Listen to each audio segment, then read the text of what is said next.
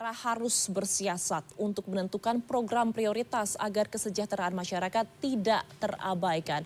Untuk itu saat ini kita akan berbincang langsung dari studio CNN Indonesia. Ada Pak Cecep Nurul Yakin, Bupati Tasikmalaya, tentang strategi dari pemerintah kabupaten menghadapi efisiensi anggaran dan juga program andalan pemerintah Prabowo Gibran. Selamat sore Pak Cecep, Assalamualaikum, terima kasih waktunya. Waalaikumsalam warahmatullahi wabarakatuh. Baik, Pak Cecep, saat ini kita mengetahui bahwa setiap daerah sedang menghadapi efisiensi anggaran. Ini adalah salah satu strategi juga yang dilaksanakan oleh pemerintahan Prabowo Gibran begitu. Tapi kan untuk penerapannya di daerah pastinya ada hal-hal yang harus disesuaikan. Bagaimana strategi Anda untuk bisa tetap melaksanakan efisiensi anggaran, tapi dari kebutuhan masyarakat juga tetap terpenuhi? Strateginya seperti apa, Pak? Bismillahirrahmanirrahim. Assalamualaikum warahmatullahi wabarakatuh. Alhamdulillah saya bisa hadir sore ini di CNN. Terima kasih atas undangannya. Yang kedua, tadi dengan apa yang disampaikan, strategi apa yang bisa dilakukan oleh kami di daerah. Saya masuk menjadi bupati di tanggal 4 Juni 2025, persis pertengahan tahun. Karena Tasik ini satu-satunya kabupaten yang ikut PSU di Jawa Barat. Sehingga kalau yang lain pelantikan di Februari, kami di tengah tahun di bulan Juni. Sehingga pada saat kami masuk, penyerapan anggaran sudah berjalan. Tentu hal yang pertama kami baca adalah instruksi Presiden nomor 1/2025 kaitan dengan efisiensi. Salah satunya adalah fokus penganggaran pada aspek layanan wajib. Pertama pendidikan, kesehatan, infrastruktur, dan terutama yang mendukung pada ketersediaan dukungan terhadap pangan, ya. Sehingga saya masuk tanggal 4, kembali ke Tasik tanggal 5, tanggal 6 Idul Adha, libur sampai hari Senin, Selasa, Rabu, Kamis kita evaluasi semua dinas.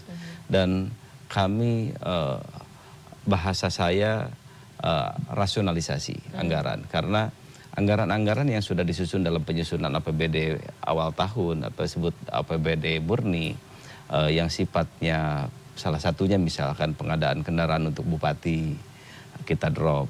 Salah satunya lagi rehab pendopo untuk tempat tinggal bupati kita juga di drop juga. Yang kedua untuk belanja pegawai kita sampai di angka 36 miliar kita kurangi supaya kegiatan-kegiatan yang sifatnya sosialisasi, kunjungan daerah dalam provinsi atau keluar provinsi kita kurangi. Di sisi lain, kita juga mengalihkan kegiatan-kegiatan yang sifatnya tidak terlalu mengganggu kegiatan masyarakat. Misalkan di DPRD ada kegiatan untuk pengadaan alat-alat peraga.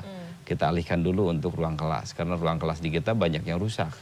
Dalam data kami, kurang lebih 60% kondisi bangunan TK, SD, SMP yang menjadi kewajiban kabupaten itu dalam kondisi rusak.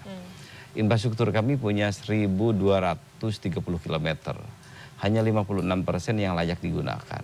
44% dari 1.230 kurang lebih ada di angka 500 km.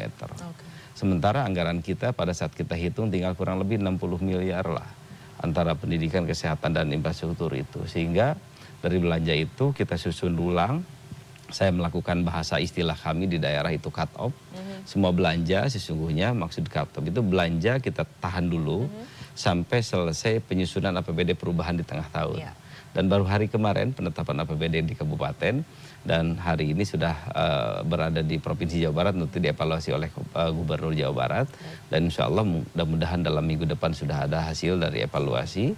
Sehingga dari hasil itu kita sampaikan lagi ke DPRD, dan setelah itu cut off itu sudah kita buka lagi. Pada prinsipnya cut off adalah mengatur arus kas agar belanja yang ditetapkan di awal tahun yang belanja-belanja tidak terlalu prinsip, kita tahan, setelah tahan kita rubah atau kita kurangi di perubahan anggaran.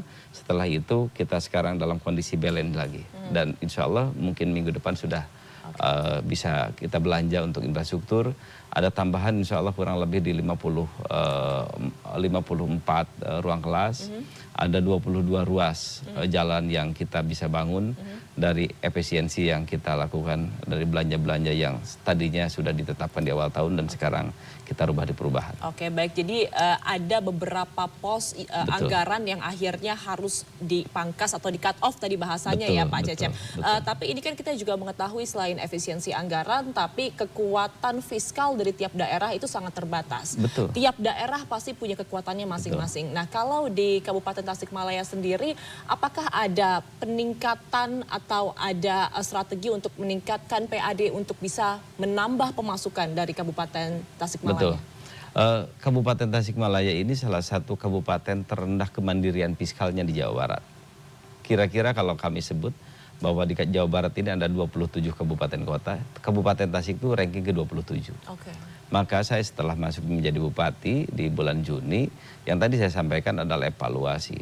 Dan evaluasi yang paling utama selain tadi belanja adalah bagaimana kita bisa meningkatkan pendapatan tanpa harus membebani masyarakat. Salah satunya adalah mendorong pelayanan harus masuk dalam sektor digital. Masuk ke kawasan wisata dulu masih pakai kertas. Sekarang sedang kita reevaluasi agar semua pelayanan masuk kawasan-kawasan wisata tidak boleh lagi ada cash.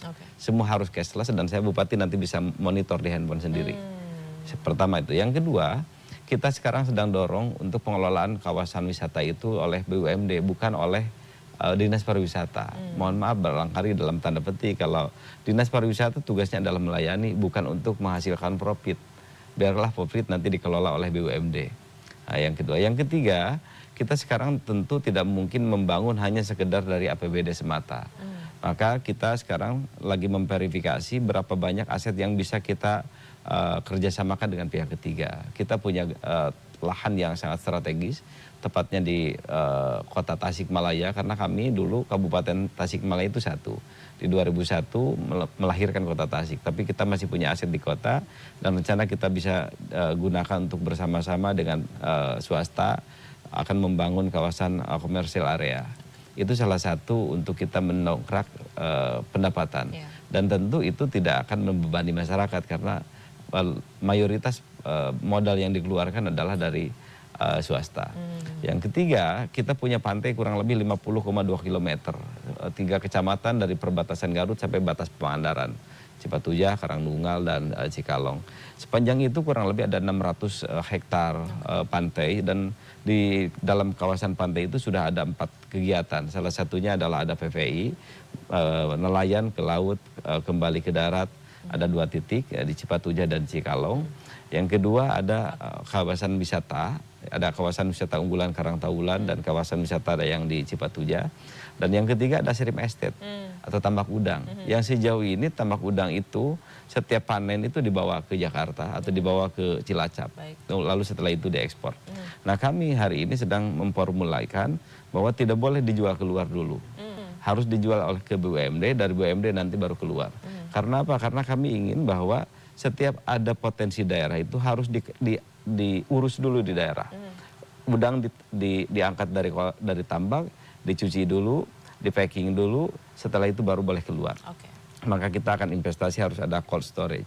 Nah, dengan begitu maka ini akan terjadi hilirisasi. Masyarakat kita punya 136 SMK.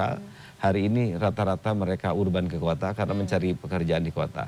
Nah, sehingga dengan kami punya potensi ini mudah-mudahan ini bisa menahan agar anak-anak muda tidak selalu berangkat ke kota itu dianggap menjanjikan. Padahal tinggal di desa juga menjadi bagian dari upaya yang bisa kita mendorong kemajuan daerah. Sehingga dengan begitu kami akan mendorong supaya terbuka lapangan pekerjaan. Dengan lapangan pekerjaan pasti akan ada pajak untuk Kabupaten Tasikmalaya. Dan pastinya juga yang tidak boleh diabaikan adalah kesejahteraan. Bagaimanapun strateginya untuk kesejahteraan masyarakat. Terima kasih telah bergabung bersama kami Pak Cecep Nurul Yakin, Bupati Tasikmalaya. Selamat sore Bapak, sehat selalu. Assalamualaikum. Waalaikumsalam warahmatullahi wabarakatuh.